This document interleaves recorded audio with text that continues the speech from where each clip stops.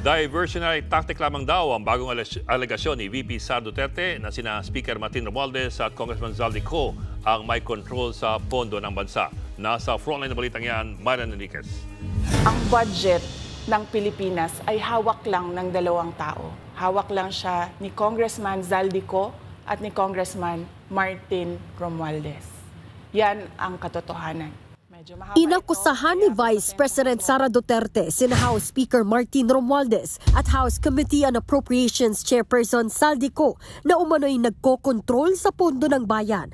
Yan ang revelasyon ni VP Sara sa part 2 ng recorded interview niya na inilabas ngayong araw kasabay ng pagdinig ng Kamara para sa proposed budget ng Office of the Vice President sa 2025. Kwento ng bise noong 2023, 5 bilyong piso ang inaprobahang pondo para sa pagpapatayo ng classrooms. Pero nilapitan umano siya ng ilang miyembro ng Kamara para hingin ang parte ng pondo na hindi niya binanggit kung para saan.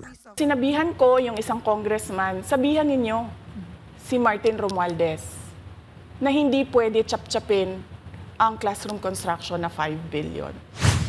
Sa budget naman daw ngayong taon, kinuha umano ng Kamara ang pondo na nakalaan dapat sa classrooms. Naglabas ng mga dokumento ang bise para patunayan ang mga akusasyon. Kung hahanapin mo sa papel, kinuha nila ang 5 billion ng repairs ng classrooms at nilagay nila doon sa 19 billion para maging 24 billion siya. So ang naiwan sa repairs, sa kawawang mga classroom ay 1 billion. Ito raw ang isa sa mga dahilan kung bakit nagbitiw si VP Sara bilang Education Secretary. Hindi na ako papayag na sa susunod na taon, ganyan pa rin ang gawin nila at ako yung mananagot sa ginagawa nila. Kaya yan yung sinasabi ko, bakit pa tayo mag-question and answer dito para atakihin niyo ako? Ang masusunod lang naman sa budget, 2 tao lang. Agad namang pinabulaan na ni Congressman Zaldico ang mga akusasyon ng bise. Giit niya, diversionary tactic lang ito ni VP Sara. Paano raw mangyayaring kontrolado nila ni Romualdez ang budget dumaraan naman daw ito sa proseso. Binubusisi raw ito ng mahigit 300 kongresista at 24 na senador. Talaga pong tatak Duterte na yata ang pambubudol.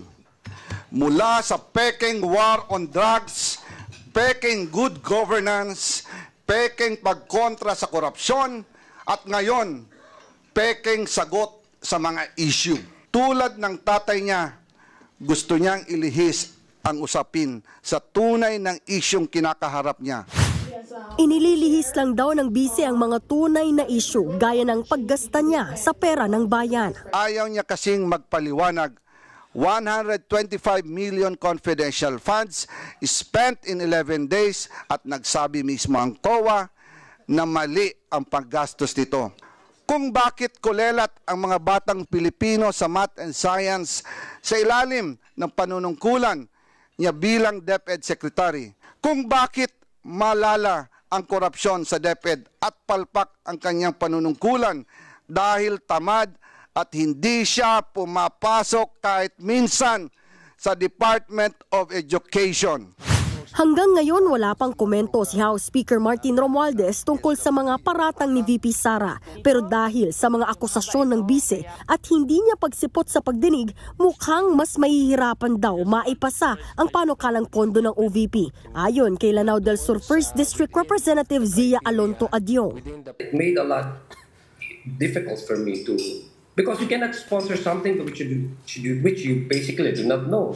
Una na ring iginiit ng Malacanang na hindi totoong 2 tao lang ang may hawak ng pondo ng bansa. Nagbabalita mula sa Frontline, Marian Enriquez, News 5. Mga kapatid, Ed Lingaw po, maging maalam at may pakialam sa mga napapanahong balita sa ating bansa. Para sa mas malalimang pagtalakay at paghimay sa mga issue at headlines, tumutok lamang at pag-subscribe sa social media pages ng News 5.